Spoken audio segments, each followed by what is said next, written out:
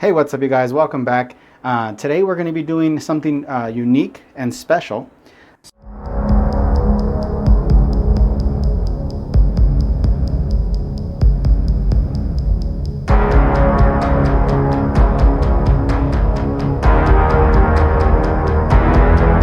Well, at least special to me, we're going to be installing some East Coast Euros motor mounts. Now, these are typically not your typical rubberized mounts, and these are specifically designed for the M113 and M113K platforms. These mounts have interchangeable polys, and you can choose when you purchase these the different types of stiffness. Obviously, I went with the standard street style. They are way more stiffer and longer lasting than the standard OEM mounts, which are mainly built for comfort. And there's also a specialized, as you can see, those are more of a clearer, sturdier poly. These are the race style, which obviously, you know, harder the poly, the more vibration you'll feel. But just to kind of clarify a couple of things, the street style is close to OEM spec as far as comfort. You don't feel harsh vibrations to the steering wheel or any of the engine or anywhere in the cabin for the matter. They hold that engine in place, especially if you have the compressor engine, which we all know those do have a lot of torque, and they do eat the OEM mounts pretty much regularly on a basis, those hydraulic filled mounts. These will typically last way longer. Now, I've had a set already on Panzer for about 1.5 years, almost actually close to 2 years, and I've taken them out to inspect them, and the polys are in adequate shape, no different from here. So I'm pretty satisfied with that. I had to get another set for Schneider. I couldn't go back to OEM, and I'm a sucker for art, and these are well thought out and designed and beautifully made for the matter. So, you know, I had to get another set. Now, for those deciding between the street and the racing, if you daily drive your AMG, or you take it every so now on the track, stay with the street. You only go with racing if you really are truly beating the hell out of your engine, and even then, you know, it may not even be necessary compared to the street, because as far as for the most buyers, a majority of them, almost all of them, get the street polys. The only thing I did differently was I went racing on the transmission mount, and just in case had East Coast Euros, I got an extra set of street polys. In case it's a little too much, I go in there, take this out, and swap out the inserts, and I'm good to go.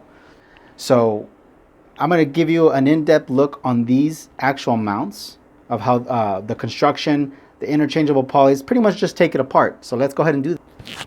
So there we go. We have this mount taken apart. Now, it's pretty much in 4 pieces, 4 segments. You got your bottom casing, your mid casing, and the center casing brace for the actual housing. And inside you have the internal, well, I would like to say just pretty much like a holder, and where it houses the top mount for the actual where the engine sits, right up here. Now, these polys are stuck on there because they put a specialized adhesive, or like a tacky glue, just to kind of hold them in place so they're not falling all over the place. But these are the interchangeable polys. It's an aluminum billet machine. You can see some of the machine edgings in here, and it's anodized black. Now, the hardware that it comes, they're coated in a zinc coating. They have like this blue hue to them, so it helps against rust, so you don't have issues taking these apart. And this is pretty much the construction. Now, we are going to install these for the SLK, and we all know, well, at least the owners that own the M113, it's a tight spot, especially for the top bolt on that engine. So we need our special tool, which is a 60mm. It's a little stubby just like this with an attachment. A 3-foot extension is necessary to get from the top to the bottom, so you have clearance, and a ratchet. And you typically want a ratchet with a longer, so to speak, so it gives you more torque, because with this type of setup, it does reduce the amount of torque, especially with a short-handed ratchet. So something a little longer. I do have something a little longer and a little piece of pipe that I can attach just to give me more leverage. And all you really need to do is just crack that bolt a couple of times just to loosen it enough where you can get your hand in there and use your small little 16 stubby and take the bolt out. The bottom one is pretty much straight underneath, so it's not much of a hassle. And other than that is just swapping them out. Now this is not going to be a do-it-yourself. It is a tight fit under there, even with the jack stands. Having my phone and holding everything, it might be a little difficult. I'll try to record as much as I can from it, but it's pretty self-explanatory. Just 2 bolts, lifting the engine up 3 inches with a jack, obviously with a piece of plywood between the oil pan and the jack head or bottom plating, which even though it has a rubber insert, I still have a piece of wood up there just to protect the pan itself, and just to lift the 3 inches just to kind of clear out these mounts. But that's pretty much it. Let's go ahead and get outside.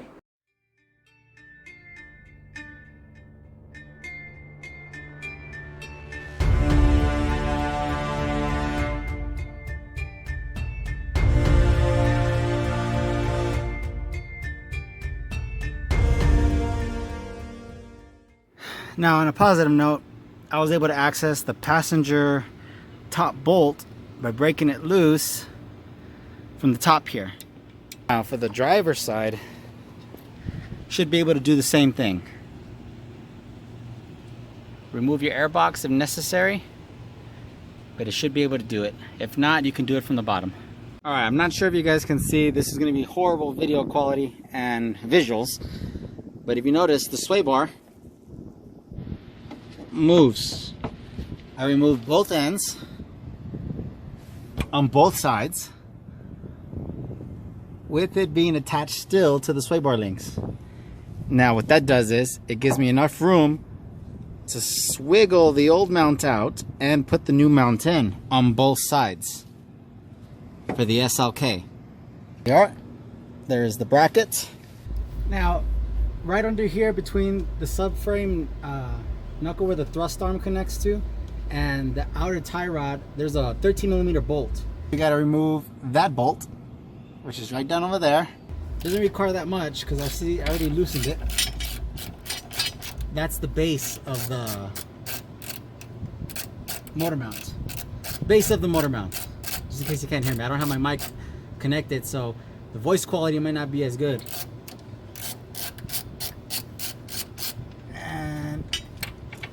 There's your bolt. Almost got hit in the face with it. And obviously you do the same for the other side.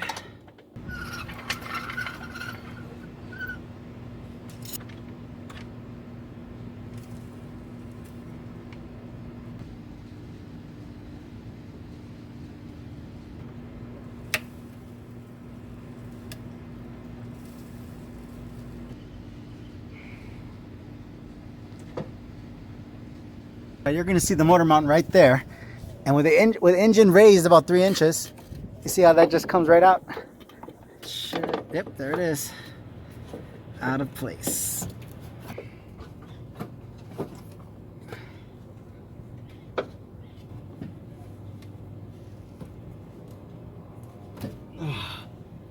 Now, it took a little bit to maneuver it out, but you just gotta wiggle it out easy enough just to pull it out of its place, and pushing the sway bar all the way forward like that gives you just enough to wiggle this out.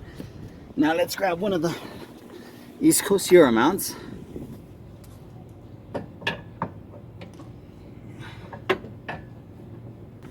And slide it in the same way. Now this doesn't have rubber inserts, so it's not as flexible, but it's as smooth. Goes right in. Now you see that top bracket for the mount? There's a certain way this is supposed to go on. Move that out of the way real quick. But if you look closely at the end of that mount, at that very end right there, you see that little divot? That's where that little stud goes. It has to be inside there, so the best way to mount it is push this mount up against the top and thread the top bolt in a little bit just to secure it in place. Alright, so pretty much once you got your mounts in, don't forget to attach your sway bar link brackets. Just line it up, put the bracket on, and bolt them in. And that's pretty much it, folks. Alright, so the next thing I'm going to be doing is just the transmission mount. And you can see that bad boy right up there. Now, again, I do apologize for the video and audio quality. I am by myself, so I have no one to hold the camera for me. And it's kind of hard to have the stand pivot under here, or the little tripod that comes with it. But here is the motor mount. It's pretty easy to get to.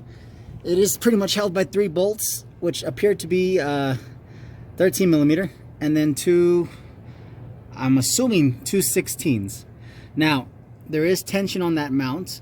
So as you can see, I have my jack stand right underneath, and I have my jack stand, my jack right underneath the transmission on some particle board, and that's pretty much good enough because I have a rubber stopper in between the actual mounting point, and that's adequate enough because I'm only raising this about 1 inch at most, just enough to relieve tension.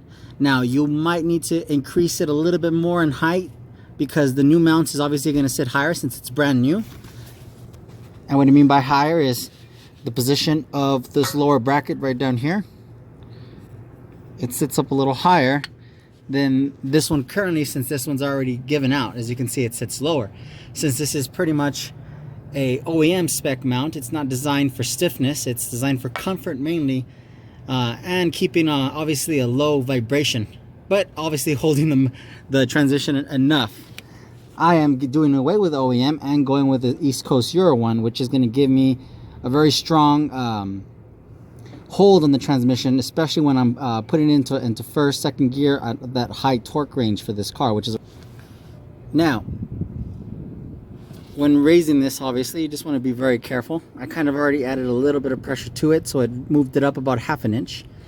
What I'm going to do is I'm going to go ahead and crack those bolts at the bottom, and that's pretty much it. But just to check, let's see to make sure this is the actual spec here. Let's see. We got our 16 and we got our 13. Yep, that's our 13 right there, and of course, yep, 16. So let's get to it. Now, these are not really torqued down too much. I believe, if I remember correctly, they're about like 20, I think these were 22 foot-pounds, and the 16 ones up here were about 36, because these didn't require much effort to remove.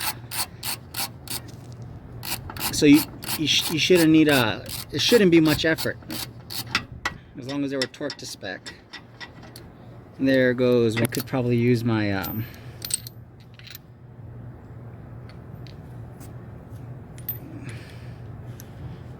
my power tool here, make it a lot simpler for me. Yes.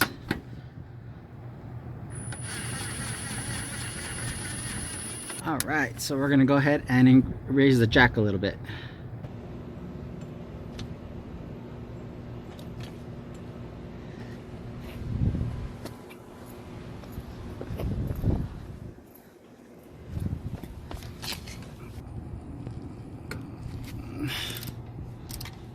Yep, as you can tell, it doesn't require that much force.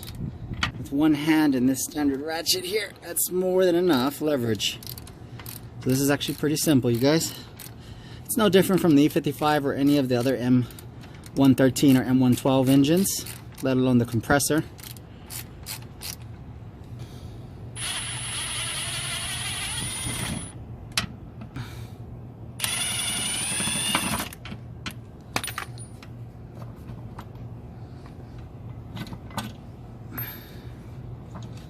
And this should come right off just like that. And well, to be honest with you, this mount is actually not that bad.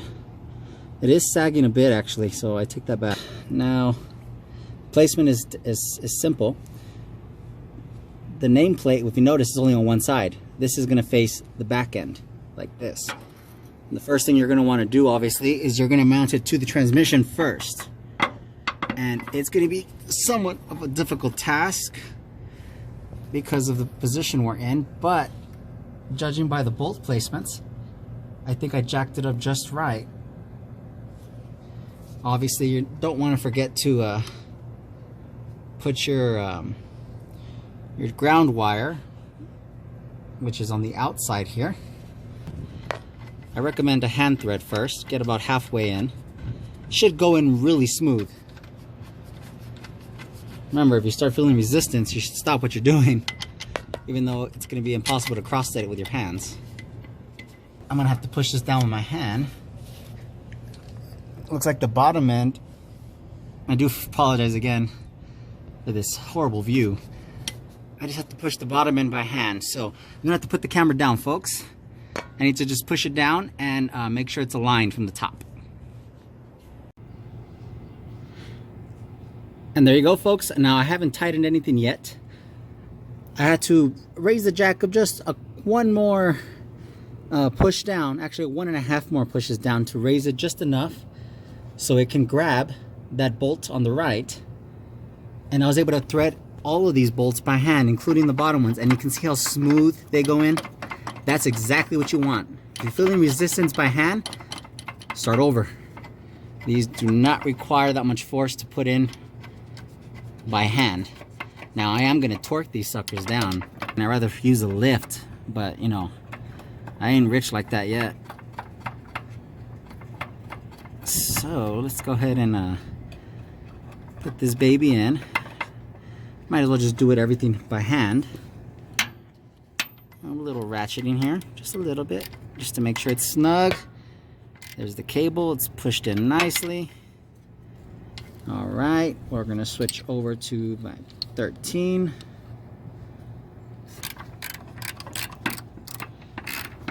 Just to make sure, and I'm gonna go evenly. I'm not gonna just torque one down all the way. I'm gonna make sure they're all put in good, evenly.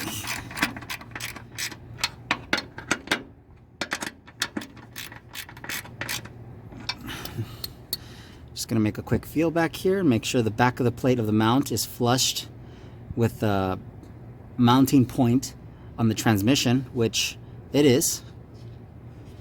There's only one way to put this mount. East Coast Euros, always visible. Remember that. It's not going to be facing that way. I could tell you right now, nothing is more satisfying than hearing a click.